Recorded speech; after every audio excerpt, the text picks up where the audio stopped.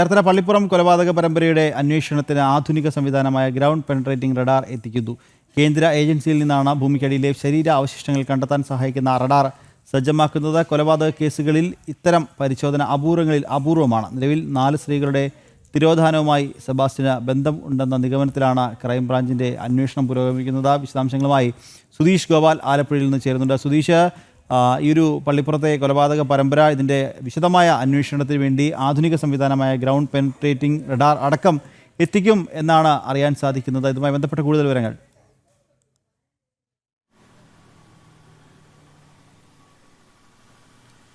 നിഖിൽ, ഇപ്പോൾ സെബാസ്റ്റ്യൻ്റെ വീട്ടിൽ നിന്നും ഒരു മനുഷ്യ ശരീരത്തിൻ്റെ അവശിഷ്ടം കണ്ടെത്തിയതുമായി ബന്ധപ്പെട്ട് പ്രധാനമായും 4 സ്ത്രീകളുടെ തിരോധാനവുമായി ബന്ധപ്പെട്ട അന്വേഷണമാണ് നടക്കുന്നത്. അതൊന്ന് ജൈനമ്മ, കോട്ടയം ജില്ലയിൽ നിന്നും 2024 ഡിസംബർ 23 കാണാതായതാണ്. ഇവരെ പിന്നീട് ഒരു വിവരം ഇവരെക്കുറിച്ച് കിട്ടിയിരുന്നില്ല. എന്നാൽ ഇവരുടെ മൊബൈൽ ഫോൺ ചേർത്തല പള്ളിപ്പുറത്ത് വെച്ച് പിന്നീട് ഓൺ ആയതായി കണ്ടെത്തിയിരുന്നു.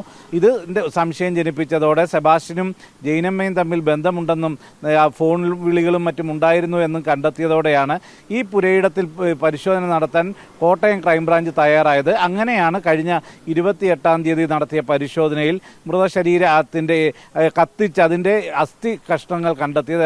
126 അസ്ഥി കഷ്ണങ്ങളാണ് അവിടുന്ന് കണ്ടെത്തിയത്. ഇതേ തുടർന്നാണ് സമാന രീതിയിൽ കാണാതായ കേസുകളും പരിശോധിക്കാൻ ആരംഭിച്ചത്. ഇതിൽ ഒരു പ്രധാന കാര്യം, ഇവിടെ കിട്ടിയ അസ്ഥി കഷ്ണങ്ങൾക്കിടയിൽ ഒരു വെപ്പുപല്ലിൻ്റെ ഭാഗം കൂടി ഉണ്ടായിരുന്നു. അത് എന്നാൽ ജൈനമ്മയുടേതാണോ എന്ന സംശയം ജനിപ്പിക്കുന്നു. ജൈനമ്മയുടെ ഭർത്താവും മറ്റും അങ്ങനെ ഒരു വെപ്പുപല്ലിനെ കുറിച്ച് അറിയില്ല എന്നതാണ് അറിയിച്ചിരുന്നത്. ഇതേ തുടർന്ന് സമാന കേസെടുക്കുമ്പോൾ ഐഷ എന്ന 2012 കാണാതായ സ്ത്രീ, അവരും സെബാസ്റ്റ്യനുമായിട്ട് ബന്ധപ്പെട്ടിരുന്നതായി അന്വേഷണത്തിൽ നേരത്തെ തന്നെ ബോധ്യപ്പെട്ടിരുന്നതാണ്. അതിൻ്റെ അടിസ്ഥാനത്തിൽ അവരുടെയും അതോടൊപ്പം തന്നെ 2010 മുമ്പ് കാണാതായ, ഇത് എന്നാണ് കാണാതായതെന്ന് കൃത്യമായി ബന്ധുക്കൾക്ക് പോലും അറിയില്ല. കാരണം ഇവർ കേരളത്തിലും ബാംഗ്ലൂരിലുമൊക്കെ ആയിട്ടായിരുന്നു താമസം. അച്ഛനും അമ്മയും മരിച്ചതായിരുന്നു. ബിന്ദു പത്മനാഭൻ, ഈ ബിന്ദു പത്മനാഭൻ്റെ തിരോധാനവുമായി ബന്ധപ്പെട്ട് 2017 കേസ് രജിസ്റ്റർ ചെയ്യുന്നത്. ഈ ബിന്ദു പത്മനാഭൻ്റെ ബന്ധുക്കളുടെയും അതോടൊപ്പം തന്നെ ഐഷയുടെയും അതിനു പുറമെ വേറെ സിന്ധു എന്ന ഒരു സ്ത്രീ, അത് ചേർത്തല സ്വദേശിനി തന്നെയാണ്. അവരെയും ചേർത്തല അർത്തുങ്കൽ സ്വദേശിനിയാണ്. അവരെയും കാണാതായിരുന്നു. അപ്പോൾ അവരുടേത് 2022 അപ്പോൾ ഈ 3 കേസുകൾ കൂടി ജൈനമ്മയ്ക്ക് പുറമെ പരിശോധിക്കാനാണ് ആലപ്പുഴ ക്രൈംബ്രാഞ്ചിൻ്റെ തീരുമാനം.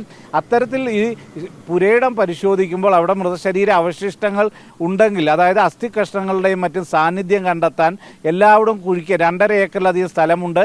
അതിന് നടുക്കാണ് ഒരു വീട് നിൽക്കുന്നത്. ഇതാകെ ദുരൂഹത നിറഞ്ഞതാണ്. ആ വീട്ടിൽ ചില ഭാഗങ്ങൾ പുതിയതായി ഗ്രാനൈറ്റും മറ്റും ഇട്ടിരുന്നു.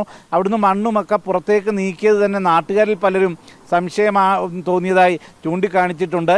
ഇതിൻ്റെ എല്ലാം പശ്ചാത്തലത്തിലാണ് അത്യാധുനിക സംവിധാനത്തോടു കൂടി ഭൂമിക്കടിയിൽ കിടക്കുന്ന അസ്ഥി കഷ്ണത്തിൻ്റെ സാന്നിധ്യം തിരിച്ചറിയുന്നതിന് കേന്ദ്ര ഏജൻസിയിൽ നിന്നും ഇത്തരം ഒരു റഡാർ സംവിധാനം എത്തിക്കുന്നത്. അത് 2 ദിവസത്തിനുള്ളിൽ ലഭ്യമാകും എന്നതാണ് പറഞ്ഞത്. ഇവിടെ പരിശോധന നടത്തുന്നതിന് RDOയുടെ അനുമതിയും വാങ്ങിയിട്ടുണ്ട്.